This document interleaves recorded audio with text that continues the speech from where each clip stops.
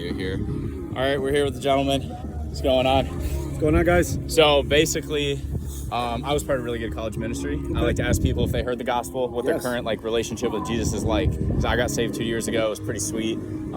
Sober now, and I don't know, God changed his life any different way, right? Yeah. So how's your relationship with Christ? I was raised in a Christianity household.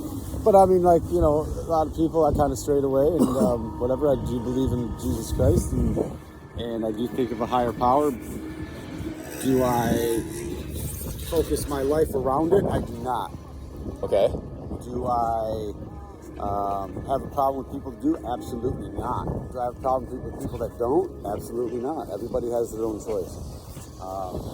But I think if you believe in a higher power, whether it's Buddha, Jesus Christ, whatever the case may be, more power to you, and respect everybody, love and peace. So I think respect is definitely important. I talk to all kinds of people about the gospel, and then what I learned is Jesus says the only way to the Father is through me, right? I'm the way, the truth, and the life. I've never seen a Buddha raised from the dead. You know what I mean? We got Lazarus raised from the dead. We got Jesus raised from the dead. So you believe he's God in the flesh, right? Well, you believe in his divinity still?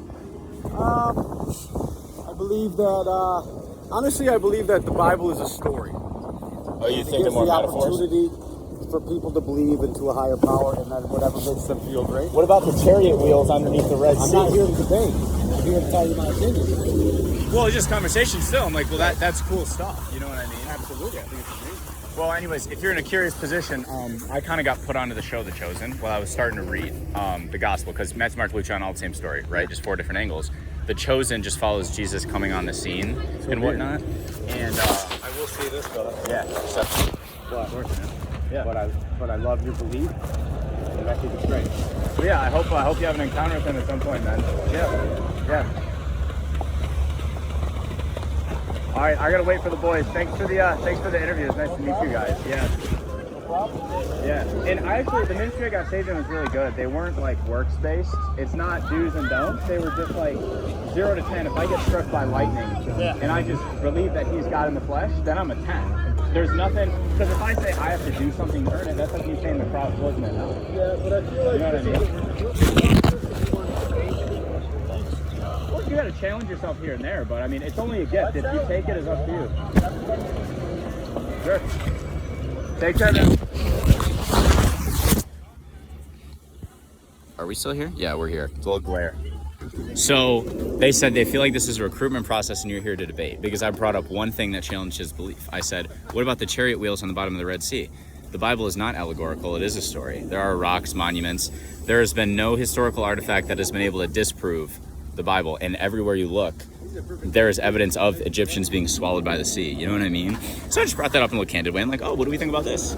And he was like, hey, don't, I don't want to hear this. It's like, well, you can shut off. That's fine. But I'm just going to present it to you. I'm not going to shove it in your face. That's what I said at the end. I don't know. You were in my pocket. I said, hey, it's a gift. You can take it or not. But I'm, 0 to 10, if you get struck by lightning, right? And I believe that Jesus is the Son of God and he rose from the dead. If you confess with your tongue that Jesus is Lord and you believe in your heart that he rose from the dead, you will be saved.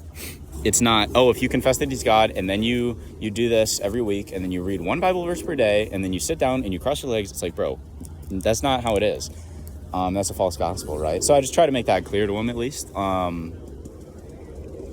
And they try and hide behind this mask of love. We're peaceful.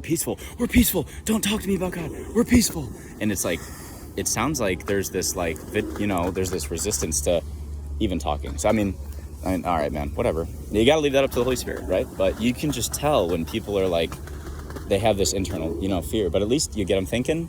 And that's all I was able to do there. Sometimes they're willing to chat more, and it's good. And it's not really. I guess it is a recruitment process. You want to be on God's team, bro. But I don't know. You just hope that God works in other areas of the life. All right, that was it for the interview. Simple as that, dude. I just asked right before that, hey, you guys look like you kick butt. You want to do an interview? They're like, what for? I don't know. Anyways, that's just a day in the life, I suppose.